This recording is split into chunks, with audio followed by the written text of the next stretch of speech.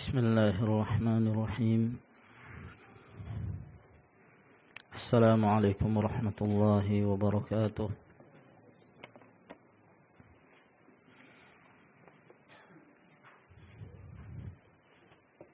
إن الحمد لله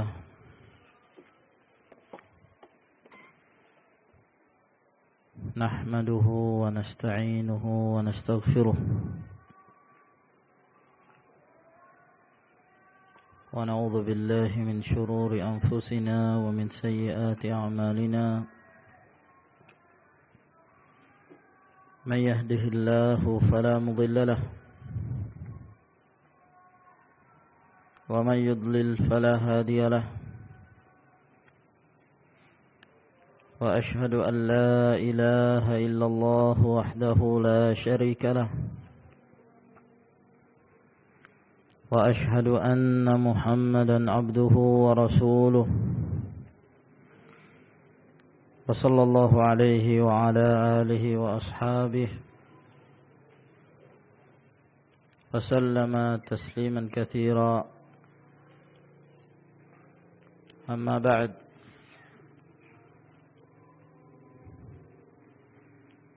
معاشر المسلمين، أعزني الله وإياكم.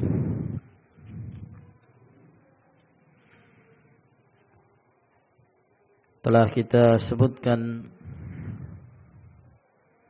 pada pertemuan sebelumnya pasal yang menjelaskan tentang jumlah syurga-syurga yang Allah Subhanahu wa taala persiapkan bagi hamba-hambanya. Demikian pula jenis-jenisnya. Bahwa syurga Allah Subhanahu wa taala sangat banyak sekali. Oleh karena itu Allah Azza wa Jalla menyebutkan di dalam Al-Qur'anul Karim dalam bentuk jama', jannatin tajri min tahtiha al-anhar. Namun dari banyaknya jumlah syurga tersebut serta pembagiannya, apabila ditinjau dari jenis syurga yang Allah Subhanahu wa taala persiapkan, maka kembali kepada dua macam syurga dalam ruang lingkup yang lebih besar. Bahwa ada dua jenis syurga yang terbuat dari emas dan dua jenis syurga yang terbuat dari perak. Dan telah kita sebutkan riwayat yang datang dari Rasulullah sallallahu alaihi wasallam yang menjelaskan tentang hal ini.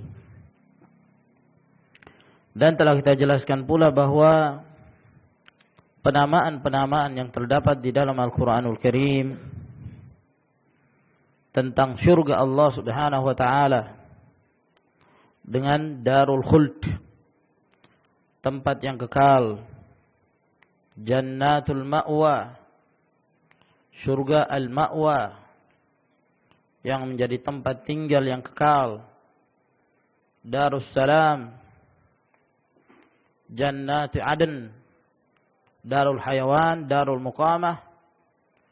Ini adalah merupakan penamaan-penamaan syurga Allah Subhanahu wa taala yang menjelaskan tentang sifat-sifatnya.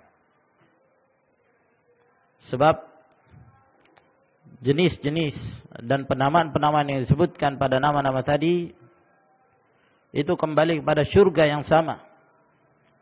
Bahwa syurga Allah Subhanahu wa taala seluruhnya memiliki sifat-sifat tersebut. Al-khuld, al-ma'wa, as-salam, adn, al-hayawan, al-muqamah. Sebagaimana yang dijelaskan oleh al-muallif rahimahullahu ta'ala. Sebelum kita melanjutkan ke pembahasan yang berikutnya, kita tanbih, peringatan tentang pembahasan yang lalu ketika kita menyebutkan hadis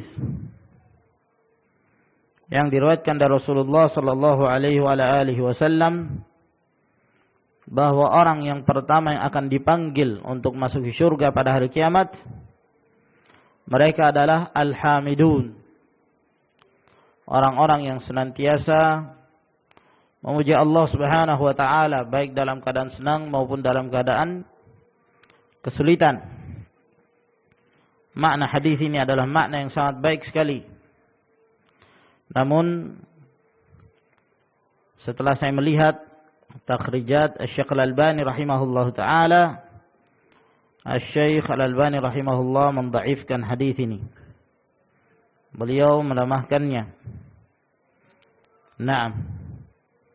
Namun hadis yang mirip dengan ini ada yang riwayat sahih yang disahihkan oleh beliau rahimahullahu taala, yaitu hadis yang diriwayatkan oleh Imam At-Tabrani dari hadis Imran ibn al-Husain bahwa Rasulullah sallallahu alaihi wasallam bersabda, afdalu ibadillahi yaumal qiyamati al-hammadun, bahwa hamba-hamba Allah Subhanahu wa taala yang paling mulia pada hari kiamat nanti adalah mereka-mereka yang suka memuji Allah Subhanahu wa taala.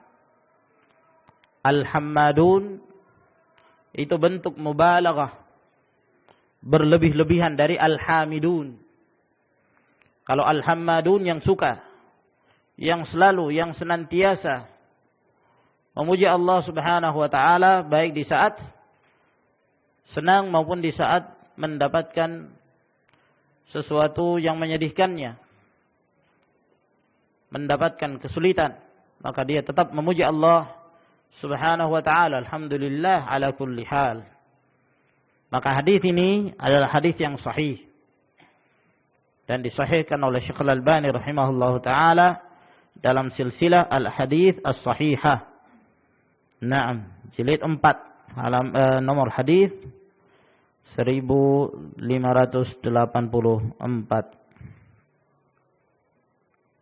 Naam. Demikian pula hadis yang setelahnya yang kita sebutkan dahulu adalah hadis yang dhaif pula. Ketika Rasulullah sallallahu alaihi wasallam mengatakan, telah dihadapkan kepadaku 3 golongan dari kalangan umatku, mereka semuanya masuk ke dalam syurga.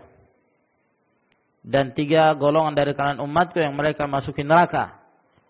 Adapun 3 golongan yang masuk syurga, yaitu seorang yang mati dalam keadaan syahid, seorang hamba sahaya yang tidak disibukkan dengan penghambaannya dari taat kepada Allah Subhanahu wa taala. Dan yang ketiga adalah seorang yang miskin. Orang yang miskin namun dia menjaga kehormatannya dalam keadaan dia memiliki keluarga yang dia harus menafkahinya. Adapun 3 golongan yang dimasukkan ke dalam neraka adalah pemimpin yang zalim dan orang yang memiliki harta yang diberikan oleh Allah Subhanahu wa taala kepadanya namun dia tidak menunaikan haknya Allah Subhanahu wa taala dari hartanya, enggan untuk membayar zakat, enggan untuk berinfak, bersedekah. Dan yang ketiga adalah faqirun fakhur, orang miskin yang sombong. Ini juga disebutkan oleh Syekh Al-Albani rahimahullah adalah hadis yang dhaif. Namun makna-makna dari hadis ini adalah makna yang benar, ya, masing-masing memiliki penguat. Namun dari hadis-hadis yang berbeda-beda. Adapun hadis ini sendiri adalah riwayat yang lemah. Wallahu a'lamu bis-shawab. Kita lanjutkan kembali penjelasan tentang sifat-sifat syurga Allah Subhanahu wa taala. Beliau berkata rahimahullah, wal firdausu huwa a'lal jannati wa wasatuha.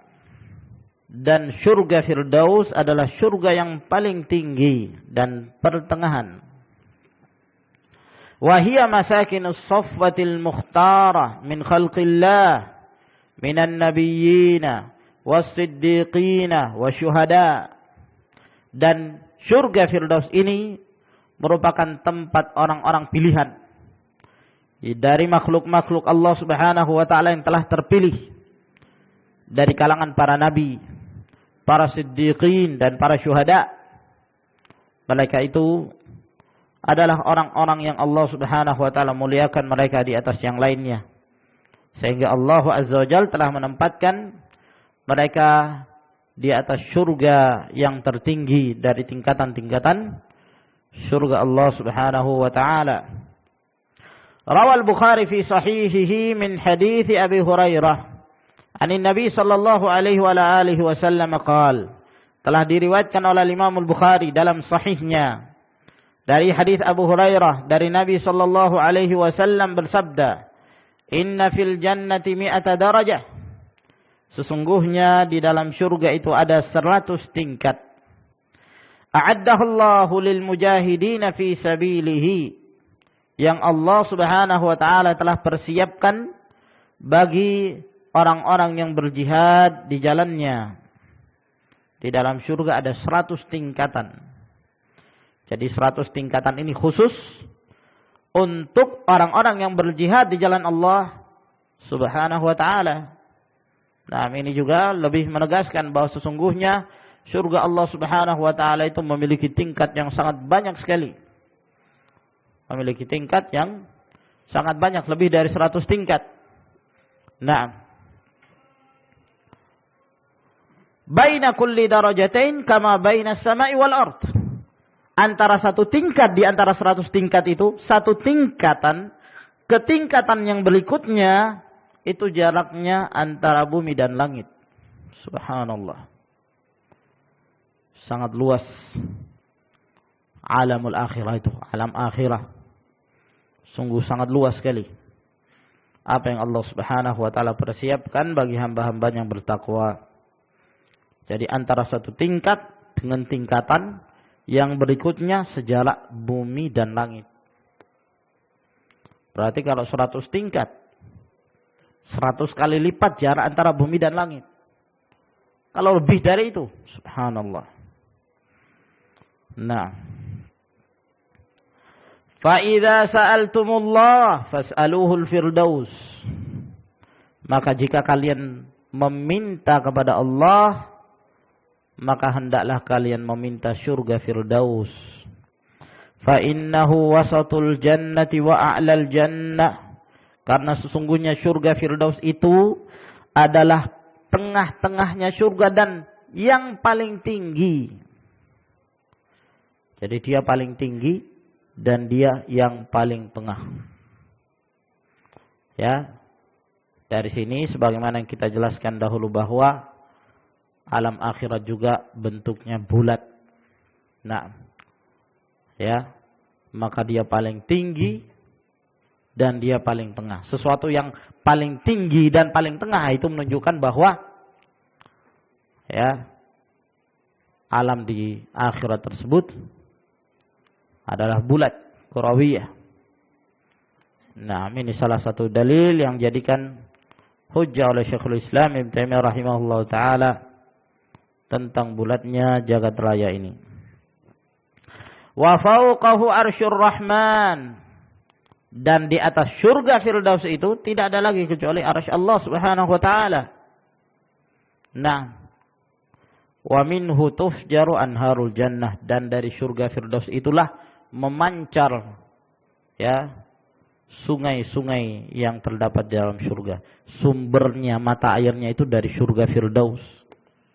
Ya, lalu kemudian mengalir ke seluruh surga-surga yang lainnya.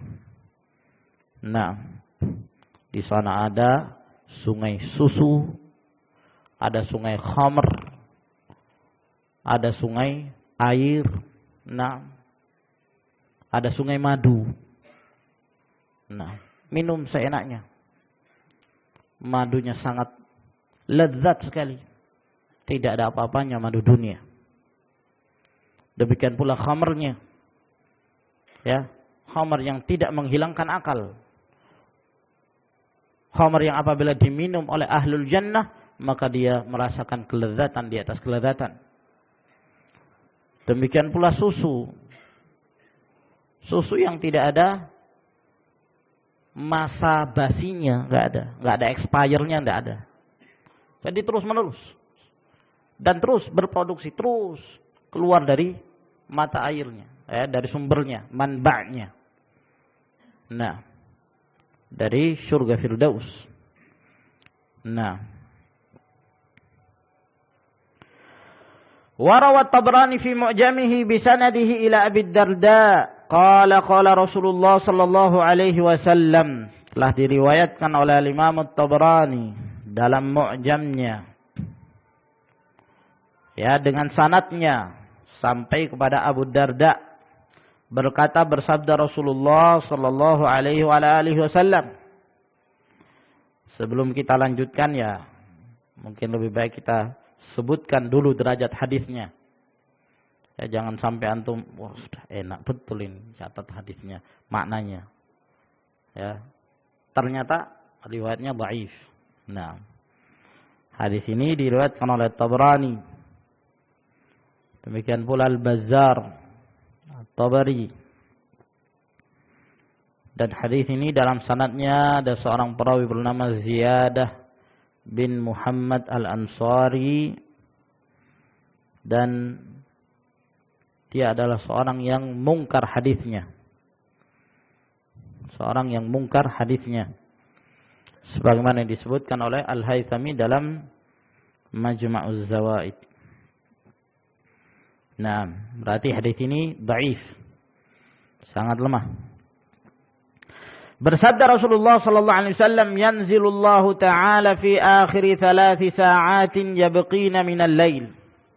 Ya, kita sebutkan saja untuk kemudian kita mengetahui bahwa ini adalah hadis yang dhaif. Namun sebagian dari makna hadis ini adalah benar adanya. Nah, Allah Subhanahu wa taala turun pada akhir 3 saat, ya, yang tersisa di malam hari. Pada akhir dari 3 saat.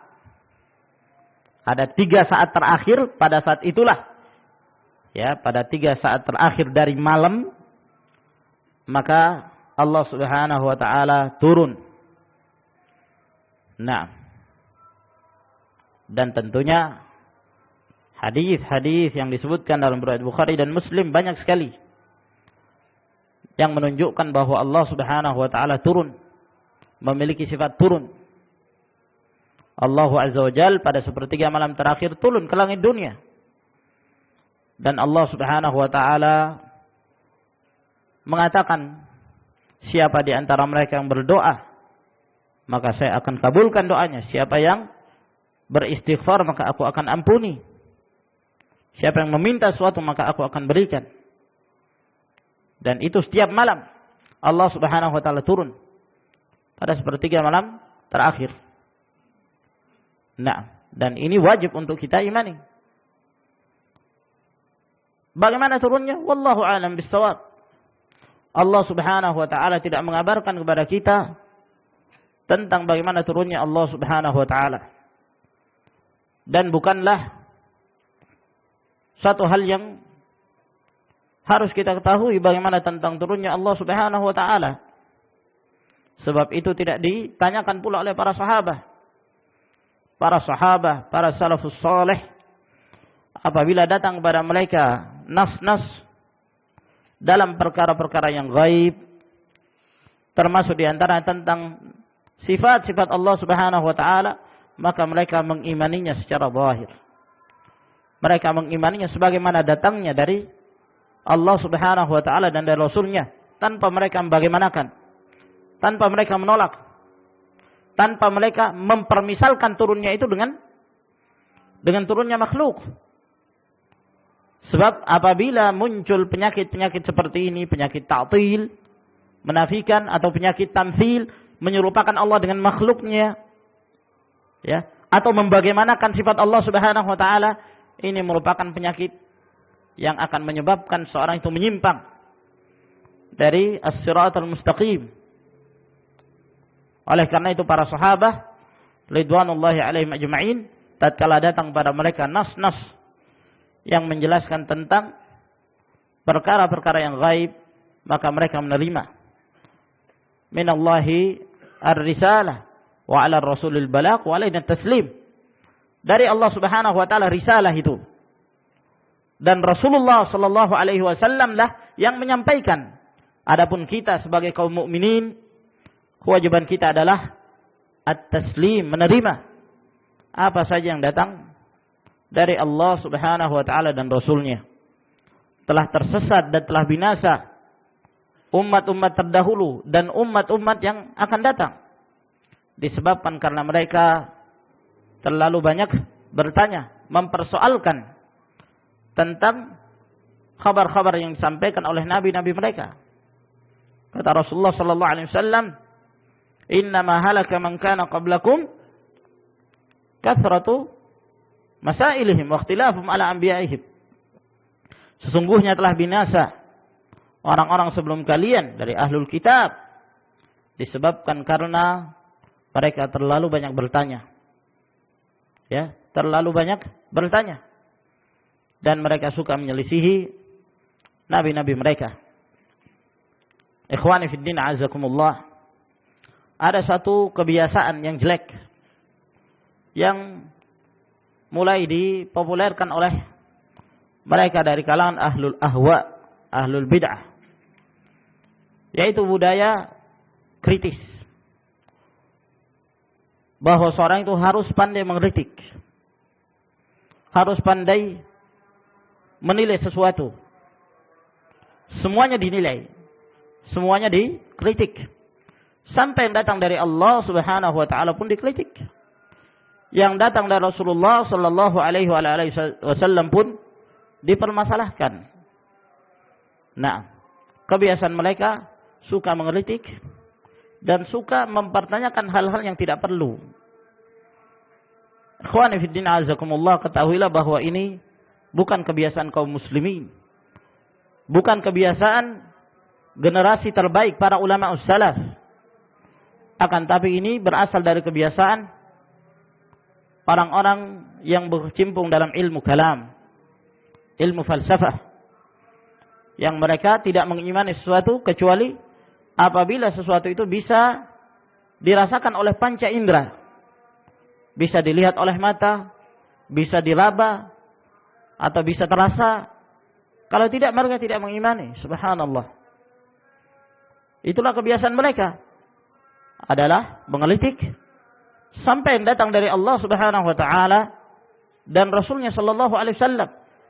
Sampai secara terang-terangan mereka menyebutkan di antara salah satu prinsip mereka, apabila bertentangan antara dalil naqli dengan dalil akli, jika bertentangan antara wahyu dengan akal, quddimal aqlu 'ala naql, maka didahulukan akal dan ditolak wahyu tersebut.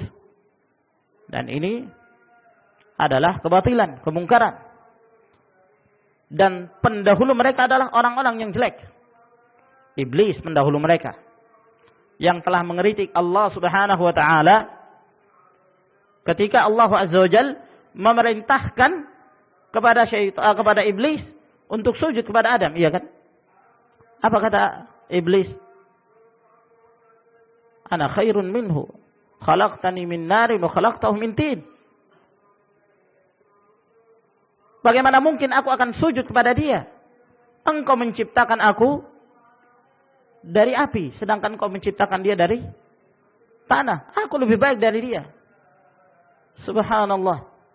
Apa kata Allah Subhanahu wa taala? Ma manaka ya iblis an tasjuda lima khalaqtu biyadai. Apa yang mencegah engkau wahai iblis untuk sujud terhadap hamba yang aku ciptakan dengan kedua tanganku?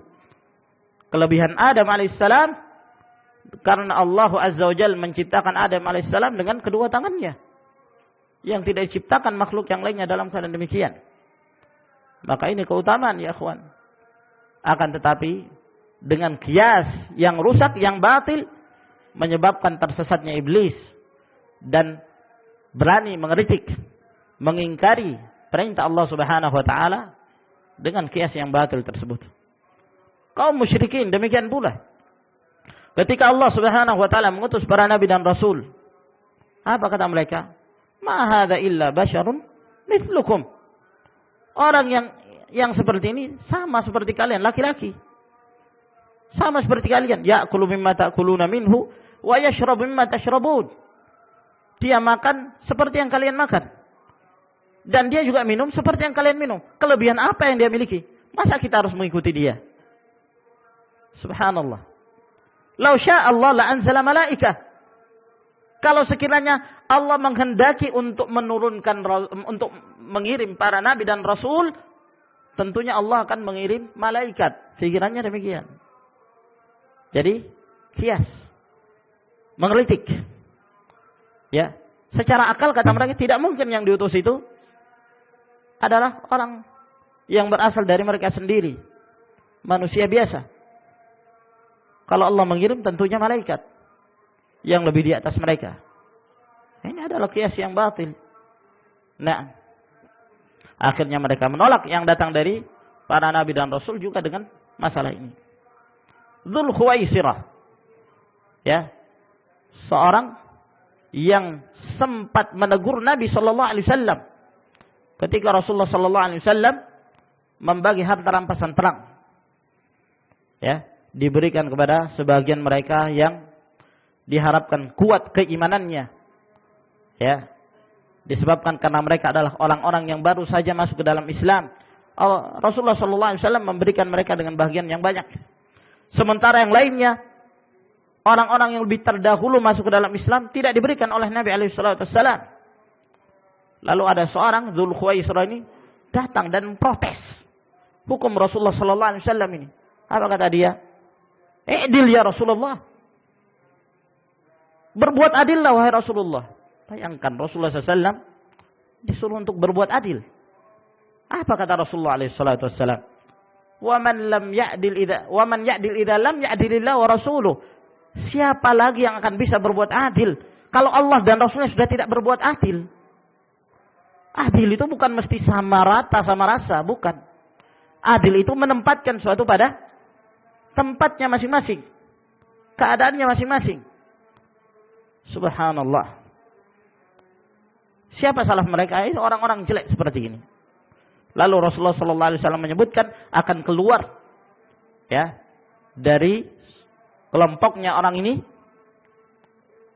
satu kaum yang mereka bacaan Qur'annya lebih baik dari bacaan Qur'an kalian, salatnya lebih baik dari salat kalian, namun mereka keluar dari Islam seperti keluarnya anak panah dari sasarannya. Maka ikhwani fiddin azakumullah, hati-hati dengan perkara seperti iblis. Para syaitan selalu akan membuat waswas syubhat ke dalam hati seorang mukmin untuk menarik mereka, mengeluarkan mereka dari jalan Allah Subhanahu wa taala. Juga dari sisi ini suka mengkritik, suka bertanya terus, pertanyaan yang sifatnya tasalsul, terus menerus.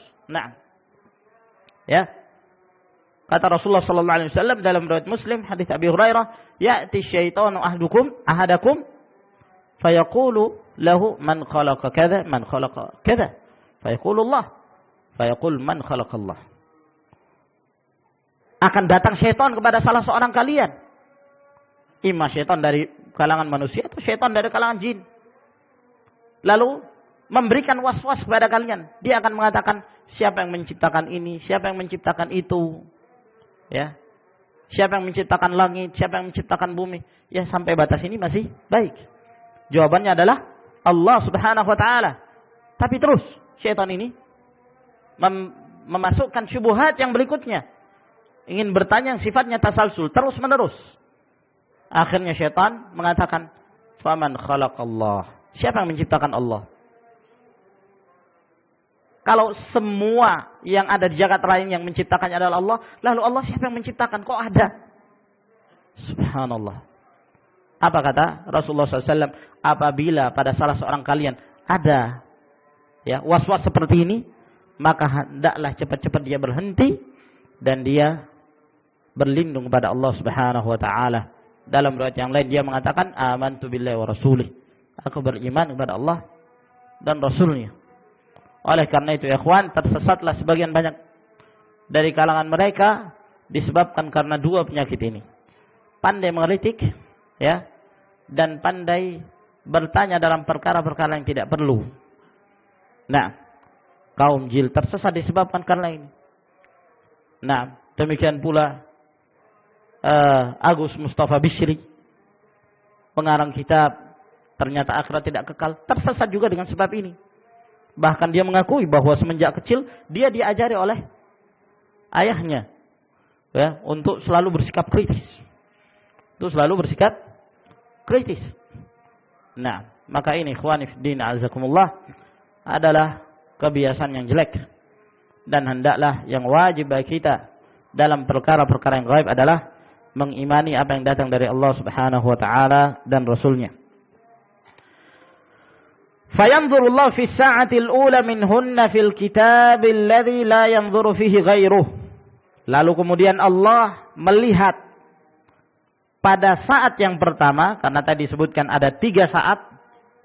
Saat yang pertama dari saat tersebut Allah melihat ke kitab yang tidak seorang pun dari kalangan makhluk yang pernah melihatnya. Fayamhu ma yasha'u wa yuthbit. Lalu kemudian Allah menghapus apa saja yang Allah kehendaki dan Allah menetapkan apa saja yang Allah kehendaki. Tsumma yanzuru fi sa'ati tsaniyah ila jannati 'adn. Kemudian Allah melihat pada saat yang kedua ke surga Aden. Wa hiya maskanuhu alladhi yaskunu fi. Dan itu adalah tempat tinggal yang ditinggali di dalamnya. Wala yakunu ma'ahu fiha ahadun. Dan tidak ada satupun yang terdapat di tingkatan surga tersebut illal anbiya wasyuhada wasiddiqun, kecuali para nabi, para syuhada dan para siddiqun. Wa fiha ma lam tarahu ainu ahadin wala khatar ala qalbi basharin. Dan di dalamnya sesuatu yang tidak pernah dilihat oleh mata seorang pun dan tidak pernah terbetik di dalam hati seorang manusia. Tsumma yahbitu akhir sa'atin minal lail. Kemudian Allah turun pada saat yang paling terakhir dari malam. Ya. Fayaqulu, lalu kemudian Allah pun menyatakan, ala mustaghfirun yastaghfiruni faaghfiralah. Adakah orang-orang yang meminta ampun kepadaku, maka aku akan mengampuninya. Ala sa'ilun yas'aluni fa'u'tiyah. Adakah orang-orang yang meminta kepadaku, maka niscaya aku akan berikan. Ala da'in yad'uni fa'astajibalah. Adakah orang-orang yang berdoa kepadaku, niscaya aku akan kabulkan. Itu pada 1/3 malam terakhir. Hatta yatul al-fajru, sampai terbitnya fajar shadiq. Hadis ini sebagaimana kita sebutkan, ya, secara keseluruhan riwayatnya sangat lemah, namun dalam sebagian lafaz ini adalah sahih sebab diriwayatkan dengan riwayat-riwayat yang sahih dalam Bukhari dan Muslim dari jalan yang lain. Lalu kata beliau, wa a'la manzilatin fil firdaus hiyal wasilatul lati khassallahu biha nabiyuna sallallahu alaihi wasallam. Dan tingkatan yang tertinggi dalam al-firdaus adalah al-wasilah yang Allah Subhanahu wa taala telah mengkhususkan kepada nabi kita sallallahu alaihi wasallam, alladzi huwa a'lal khalqi manzilatan, di mana beliau adalah makhluk yang paling tinggi kedudukannya. Ini kita sudah jelaskan di pertemuan yang lalu. Fahiya khalisatun lahu min dunin nasi fadlan min Allah azza wa jal ala habibihi wa akrami khalqih. Maka surga al-wasilah ini yang terdapat di surga Firdaus ini khusus untuk Rasulullah sallallahu alaihi wasallam. Ya. Tidak kepada yang lainnya. Tidak kepada yang lainnya dari kalangan manusia, bahkan dari kalangan para nabi dan rasul. Khusus diberikan kepada Rasulullah sallallahu alaihi wasallam sebagai karunia dari Allah azza wa jal kepada habibnya. Ya. Lebih tepat kalau beliau mengatakan ala khalilihi. Ya. Khalil itu adalah sifat yang Allah Subhanahu wa taala berikan kepada Rasulnya sallallahu alaihi wasallam. Kata Rasulullah SAW, Inna Allah qad ittakhadhani khalilan kama ittakhadha Ibrahim khalila. Sesungguhnya Allah Subhanahu wa taala telah menjadikanku sebagai khalil sebagaimana menjadikan Ibrahim alaihissalam sebagai khalil. Jadi di antara nabi dan rasul yang diangkat oleh Allah Subhanahu wa taala sebagai khalilullah hanya dua, Ibrahim alaihissalam dan Rasulullah sallallahu alaihi wa ala alihi wasallam. Dan khalil itu tingkatan yang tertinggi, ya. Dalam hal kecintaan itu bertingkat-tingkat, ya. Nah, ada asyauq, ada al-mahabbah. Mahabbah ini tingkatan kesekian, ya. Yang jelas dia di bawah, jauh di bawah al-khullah. Al-khullah ini tingkatan yang tertinggi dalam hal kecintaan. Maka Allah Subhanahu wa taala menjadikan Rasulullah SAW bukan hanya sebagai habib. Kalau habib, orang-orang bertakwa adalah habaib semua. Habibullah. Innallaha yuhibbul muttaqin. Allah cinta kepada orang-orang bertakwa. Innallaha yuhibbul muhsinin. Allah cinta kepada orang-orang berbuat kebaikan. Innallaha yuhibbut tawwabin wa yuhibbul mutatahhirin. Allah cinta kepada orang-orang senantiasa bertaubat dan orang-orang senantiasa bersuci, mensucikan dirinya. Maka dalam hal habib ini banyak, ya. Sehingga kalau dikatakan Rasulullah sallallahu alaihi wasallam itu habibullah, seakan-akan merendahkan derajatnya Rasulullah alaihi assalatu wassalam. Mungkin kita pernah dan sering mendengarkan ada nasyid yang sering mereka lantunkan, ya kan? Apa? Salatullah, salamullah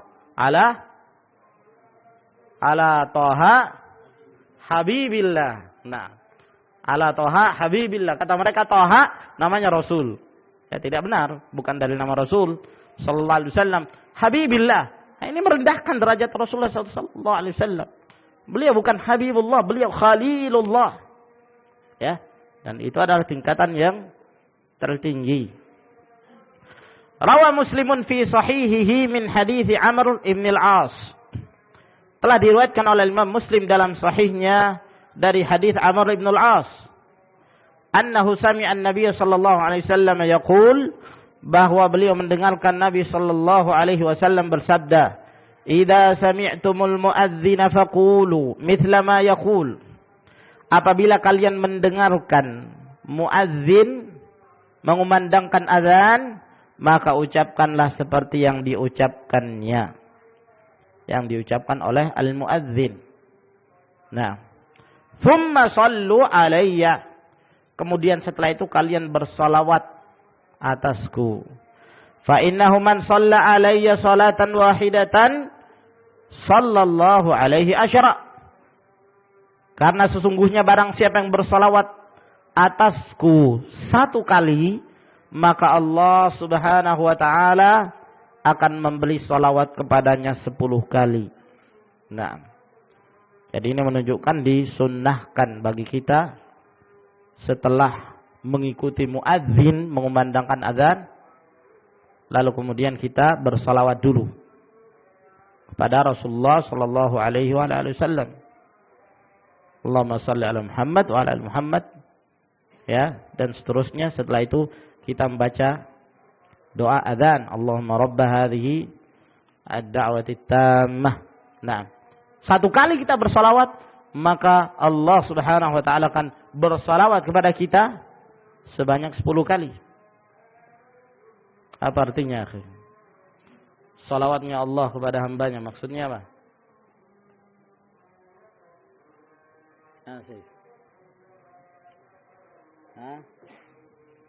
Nah, maksud Allah Subhanahu wa taala bersalat pada hambanya bahwa Allah Azza wa Jalla memuji hamba tersebut di hadapan makhluk-makhluknya yang mulia dari kalangan para malaikat. Tsumma salu lil wasilah, kemudian mintalah untukku al wasilah. Fa innaha manzilatun fil jannah la tanbaghi illa li 'abdin min ibadillah. Karena sesungguhnya al-wasilah itu adalah satu kedudukan, satu tempat di dalam syurga yang tidaklah sepantasnya diberikan kecuali bagi seseorang dari hamba Allah. Wa arju an akunahu. Dan sayalah yang berharap agar saya mendapatkan kedudukan tersebut. Nah, Walaqad ata fi suratir Rahman tafsilun lil jinani fi ghayatil bayan. Sekarang beliau kembali menjelaskan tentang jenis-jenis syurga yang telah kita sebutkan sebelumnya. Kata beliau bahwa telah disebutkan dalam surah Ar-Rahman perincian tentang syurga-syurga tersebut dengan penjelasan yang sangat jelas. Fadzakaral ayati annaha arba'u jinan. Maka di dalam ayat tersebut disebutkan ada empat jenis syurga. Minha jannatani fadilatan. Di antara syurga-syurga tersebut ada 2 syurga yang memiliki keutamaan yang lebih tinggi daripada syurga yang berikutnya. Wa humal madhkuratani fi qaulihi ta'ala, yaitu yang disebutkan dalam surah Ar-Rahman, ya, dalam firman-Nya Subhanahu wa taala ayat 46 sampai 58. Allah Subhanahu wa taala berfirman, "Waliman khafa maqama rabbih jannatan." Dan bagi yang takut, ya, akan makam Rabb-Nya, yang takut kepada Allah Subhanahu wa taala, maka dia mendapatkan 2 syurga. Dia mendapatkan 2 syurga. Nah, 2 syurga inilah yang memiliki keutamaan. Fabi ayyi ala'i rabbikuma tukadziban. Maka kenikmatan apa lagi dari kenikmatan-kenikmatan Rabbmu yang kalian dustakan? Zawata afnan. Ciri-ciri syurga itu zawata afnan, bahwa kedua syurga itu memiliki afnan. Sebagian para ulama ada yang menafsirkan yang dimaksud dengan afnan yaitu alwan minal fakihah, ya, berwarna-warni dari buah-buahan tersebut, dari satu jenis bermacam-macam. Nah, dari satu jenis macam-macam warnanya. Nah, ada pula dari kalangan para ulama, dan itu diriwayatkan dari Ibn Abbas radhiyallahu taala anhuma, mengatakan yang dimaksud dengan afnan adalah ranting-rantingnya, memiliki ranting-ranting, ya. Naam, yang teduh. Wallahu a'lamu bis-shawab. Fabi ayyi ala'i rabbikuma tukadziban. Maka kenikmatan apa lagi dari kenikmatan Rabbmu yang kalian dustakan? Fihi ma'ainani tajriyan. Di dalam 2 syurga itu ada 2 mata air yang mengalir. Fabi ayyi ala'i rabbikuma tukadziban. Maka kenikmatan Rabbmu yang mana lagi yang kalian dustakan? Fihi ma min kulli fakihatin zawjan. Bahwa di dalam syurga itu ada setiap dari 1 jenis buah berpasangan, ya. Dari 1 jenis buah-buahan itu berpasangan. Dan kedua macam itu dua-duanya manis sekali. Kata Abdullah bin Abbas radhiyallahu taala anhuma, "Ma fid dunya syajarah hulwun wala murrah illa wa hiya fil jannati mithluha. Hatta al-hamdal illa annahu kana hulwa." Bahwa tidak terdapat pohon yang mana saja yang ada di dunia ini, buah-buahan yang mana saja yang ada di dunia ini, melainkan di surga ada semuanya, ya. Duriannya ada, manggisnya ada, mangganya dengan macam-macam jenis mangganya ada. Nah, apalagi? Sampai lay juga ada. Ya. Kata Abdullah bin Abbas, tidak yang ada di dunia ini melainkan di surga juga ada. Ada semuanya. Ya. Tidak terkecuali. Sampai kata beliau, sampai buah-buahan yang kecut di dunia ini di surga ada. Yang kecut, yang pahit. Yang pahit seperti apa? Kalau kecut banyak. Ya, jeruk, ada jeruk yang kecut. Ya. Kalau yang pahit, kopi misalnya. Nah, ya, kata Ibnu Abbas sampai hamdol, ya. Kalau hamdol itu buah yang pahit, tapi wallahu alam jenis hamdol ini yang, ya, buah hamdol itu yang mana wallahu alam. Nah, ya. Itu pun dalam surga ada, kata beliau. Cuman bedanya apa? Hamdol di surga itu manis. Ya. Jadi yang kecut jadi manis kalau di surga. Yang pahit jadi manis kalau di surga. Semuanya ada. Ya. Itulah yang dikatakan oleh Allah Subhanahu wa taala, wa utubihi mutasyabiha. Kullama ruziqu min thamaratin rizqan qalu hadzal ladzi ruziqna min qabl. Setiap mereka diberi rezeki, mereka mengatakan, "Wah, ini yang kami diberikan dulu di dunia." Ya. Ya. Wah, ini kan durian montong ini. Sama kayak yang kita dulu makan. Nah, ternyata setelah mereka rasakan, wah, kenikmatannya tidak ada apa-apanya dengan montongnya dunia. Nah, ya, demikian pula buah-buah yang lainnya, kata beliau. Fabi ayyi ala'i rabbikuma tukadziban. Nah, sebagian para ulama ada yang mengatakan zaujan berpasangan ini, yakni ada yang basah, ada yang kering.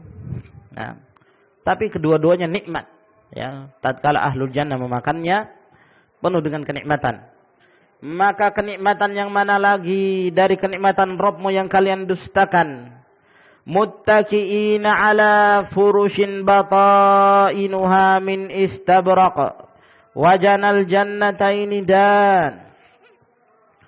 Maka penduduk surga pada waktu itu mereka bersandar di atas ranjang-ranjang mereka. Ya. Yang mana ranjang tersebut dilapisi permadani dari sutra. Ya. Nah, dari sutra. Istabraq sejenis sutra. Wajanal jannataini dan mereka memetik apa yang mereka inginkan, itu semuanya dari dekat. Kata para ulama ahlul jannah, kalau mereka ingin makan, ya, dari buah-buahan, maka mereka bisa memetik buah itu dalam keadaan berdiri, bisa dalam keadaan duduk, bisa dalam keadaan baring. Nah, sambil baring, apel, makan, masya Allah, subhanallah, ya, tidak bisa dibayangkan. Nah, fabi ayyi ala'i rabbikuma tukadziban, maka kenikmatan Rabbmu yang mana lagi yang kalian dustakan? Fihinna qasiratut tarfi lam yatmithunna insun qablahum walajan. Pada mereka atau pada surga-surga tersebut terdapat bidadari-bidadari yang qasiratut tarfi, ya, yang mereka itu tidak memandang kecuali kepada suaminya. Nah, jadi tidak melihat ke yang lain. Nah, coba bandingkan dengan istri-istri sekarang, pandangannya kemana-mana. Nah, kalau mereka tidak memandang kecuali kepada siapa yang telah Allah Subhanahu Wa Taala pilihkan untuk mereka. Ini suami kamu, ya sudah. Maka mereka memandang ke situ saja. Ya. Nah, dan mereka jadikan, ya, sangat senang kepada suaminya gitu. Mutahabbibatun ilai. Selalu senang pada suaminya, genit di hadapan suaminya. Nah, ya. Sehingga suaminya ya senang terus. Namanya surga. Nah. Subhanallah. Lam yatamithunna insun qablahum walajan, yang mana wanita-wanita ini, bidadari-bidadari tidak pernah disentuh oleh satupun dari kalangan manusia dan tidak pula dari kalangan jin. Tidak pernah disentuh. Nah, yang menyentuhnya siapa saja? Iya, suaminya saja yang menyentuh. Yang lain nggak ada yang menyentuh. Wanita sekarang berapa banyak sudah menyentuh dia. Nah, Allahul musta'an. Fabi ayyi ala'i rabbikuma tukadziban, maka kenikmatan-kenikmatan Rabbmu yang mana lagi yang kalian dustakan? Ka'annahunnal yaqut wal marjan, seakan-akan mereka itu yakut dan marjan. Nah, kata ahli bahasa yang dimaksud dengan yakut ini sejenis batu yang tembus pandang. Ya, itu namanya yakut. Ada yang tahu enggak itu? Yang kalau di sebelahnya itu, ya, di sebelahnya ditaruh rambut, ya, atau ditaruh kawat misalnya, kelihatan itu, tembus pandang. Nah, itu batu apa itu? Apa itu ya, kawan? Hah? Ada yang pernah lihat batu semacam ini? Yakut. Nah, maksudnya Allah Subhanahu wa taala hendak menjelaskan demikian, ya, indahnya bidadari itu. Sehingga keadaannya itu seperti yakut yang tembus pandang. Ya, yang tembus pandang. Satu bidadari kalau memakai 70 pakaian dari sutra yang terdapat dalam surga, 70 pakaian semua yang dipakainya masih tembus pandang, kelihatan betisnya. Ya. Sampai sumsumnya pun kelihatan. Nah, sampai sumsumnya terlihat. Saking bersihnya bidadari itu. Menunjukkan kemolekannya. Wal marjan, dan seperti marjan, permata. Ya. Nah, yang biasanya diambil dari lautan. Nah, yang menunjukkan sangat putihnya dan bersihnya bidadari itu. Nah, jadi bidadari itu sifatnya yakut dan marjan. Tembus pandang, bersih, putih sekali. Gimana hakikatnya? Wallahu a'lam. Nanti insyaallah taala. Mudah-mudahan Allah Subhanahu wa taala memasukkan kita ke dalam surganya. Fahatanil jannatan qad fuddilata 'alal ukhrayain bi 'asharati awjuh. Maka kedua jenis surga ini telah diberikan keutamaan atas dua surga yang berikutnya dari 10 sisi. Yas'ubu dzikruha fin nadam, yang susah untuk disebutkan di syair-syair Ibnul Qayyim rahimahullah ta'ala. Kata beliau sulit untuk disebutkan. Walakinnaha la takhfa 'alal muta'ammil fi siyaqil ayat. Namun yang demikian tidaklah tersamarkan bagi mereka yang memperhatikan konteks dari ayat-ayat yang telah kita sebutkan tadi. Wahatanil jannatan humal makhsusatani bil muqarrabin. Dan kedua jenis surga ini, keduanya dikhususkan bagi orang-orang yang didekatkan oleh Allah Subhanahu wa taala. Wa ammal ukhrayanil mafdulatan fahuma li ashabil yamin. Adapun dua surga yang berikutnya yang lebih rendah kedudukannya, maka kedua surga tersebut bagi ashabul yamin, ya. Tentunya di bawah al-muqarrabin. Fal ulayani min dhahab wathaniyatani min fiddah. Maka dua surga yang tadi yang kita sebutkan sifatnya itu dari emas, sedangkan yang berikutnya itu dari perak. Warada fi ba'dil athar anna Allah azza wa jalla gharasal firdaus biyadihi ba'da an tamma bina'uha. Telah disebutkan dalam sebahagian riwayat bahwa Allah Subhanahu wa taala itu menanam, ya, al-firdaus, ya, dengan tangannya sendiri setelah sempurna pembangunan surga firdaus tersebut. Nah, maka Allah Subhanahu wa taala yang menyempurnakan penciptaan surga firdaus yang dikhususkan bagi mereka tadi, para anbiya, ya, was-siddiqun, wasyuhada. Wa annahu subhanahu banaha fa ahsana al-bina wa ja'alaha fi ghayatil jamali wal baha. Dan Allah Subhanahu wa taala membangunnya dan menyempurnakan bangunannya sehingga jadilah surga itu, ya, dalam kecantikannya yang sangat dan keindahannya. Faqad rawal Hasan ibn Sufyan an Anas ibn Malik anna Rasulullah sallallahu alaihi wasallam qala, telah diriwayatkan oleh Al Hasan bin Sufyan dari Anas bin Malik bahwa Rasulullah sallallahu alaihi wasallam bersabda, "Innallaha banal firdausa biyadihi wa hadaraha ala kulli musyrikin wa kulli mudmini khamrin wa mutakabbir."